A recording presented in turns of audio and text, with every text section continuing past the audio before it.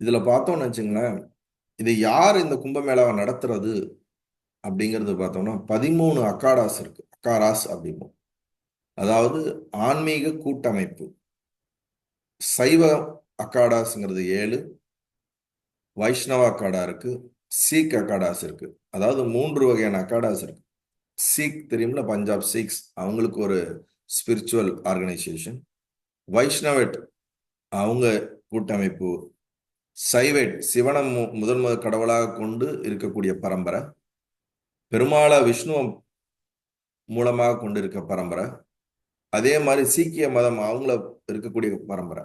இந்த 3 பரம்பரைகளும் ஒன்றாக சேர்ந்து இந்த திரிவேணி சங்கம் எல்லா இடத்துலயும் கும்பமேளையும் இந்த 13 அக்காடாஸ் 13 தனி கூட்டமைப்பு இருக்கு.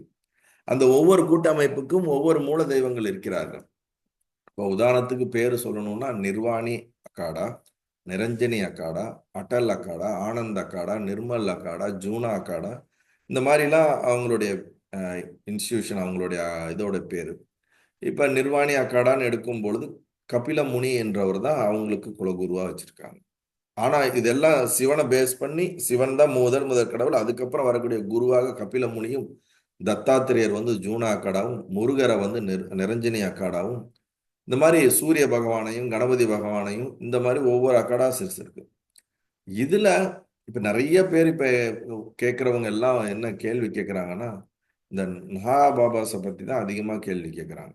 நாகாபாபாஸை பார்க்க முடியுமா, நாகாபாபா பார்க்க முடியுமா? இந்த நாகாபாபாஸ்ங்கிறவங்க வந்து சைவ அக்காடா மூலியமா அவங்களால இனிஷியேட் பண்றவங்க தான். சிவனை பேஸ் பண்ணி அதுல இருந்து வரக்கூடிய அந்த 7 பரம்பரையில 6 பரம்பரைகள் தான் வந்து இந்த நாகா இனிஷியேஷன் சொல்லக்கூடிய.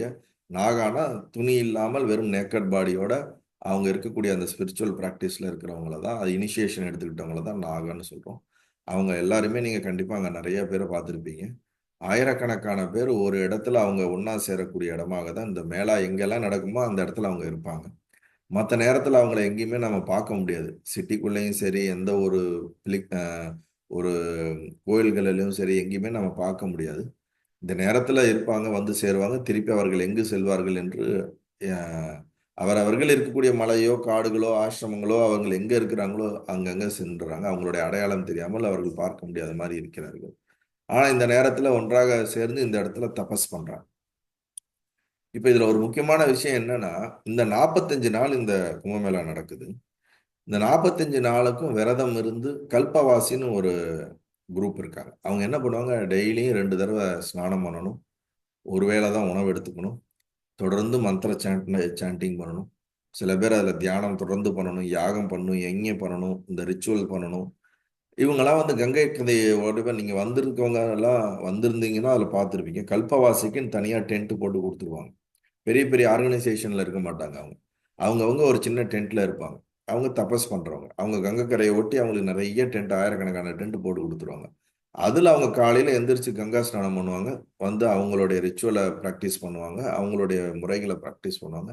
அந்த 45 நாள் இப்ப போனா கூட அந்த கல்பவாசிங்கிறவங்க இருப்பாங்களே தவிர மற்ற பெரிய பெரிய ஆர்கனைசேஷன், பெரிய பெரிய பந்தால் இருக்கவங்க காலி பண்ணியிருப்பாங்க.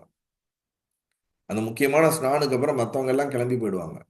ஆனா இந்த கல்பவாசிங்கிறவங்க அந்த 45 டேஸ் அவங்களுடைய கம்ப்ளீட் அந்த சாதனை முடியிற வரைக்கும் அவங்க இருந்து முடிச்சுட்டு தான் போவாங்க. அவங்க சிவராத்திரி முடியிற வரைக்கும் அவங்க இருப்பாங்க. அவங்க டெய்லி அவங்களுடைய ரொட்டீனான அந்த ஸ்பிரிச்சுவல் அந்த சாதனைகளை பண்ணுவாங்க. அந்த மாதிரி வைஷ்ணவ சம்பிரதாயத்துல இருந்து பல சாதனைகள் பண்றவங்க, சைவ சம்பிரதாயத்துல இருந்து சாதனைகள் பண்றவங்க, அவங்கவுங்க குருமார்கள் என்னென்ன சாதனைகள் கொடுத்துருக்காங்களோ அந்த சாதனைகளை தொடர்ந்து அங்க பண்ணக்கூடிய ஒரு இடமாக நாம பார்க்க முடியும். நல்லது.